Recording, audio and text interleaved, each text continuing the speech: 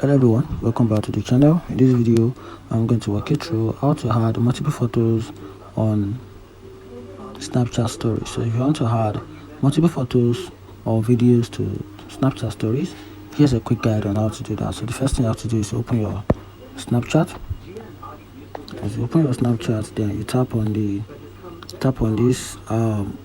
this square icon beside this circle. Click on it, and this will take you down to your memory. You can tap from the home or probably select from the camera roll. Then you can simply drag and select the type of photos or videos you want to drop to your story. So now I'm just going to click now.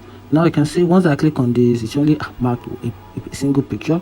So for me to be able to add multiple photos or videos, I have to check this mark at the right top corner of the screen. Check the mark. Once I check the mark, then you have the opportunity to mark more than a single photos. Then from there you can, once you do that, then click on this green icon. Then from there you can now upload directly to your story, and that's a simple guide to add multiple photos or videos to Snapchat stories. If you find this video helpful, turn on the notification button and follow for more content like this. Thank you.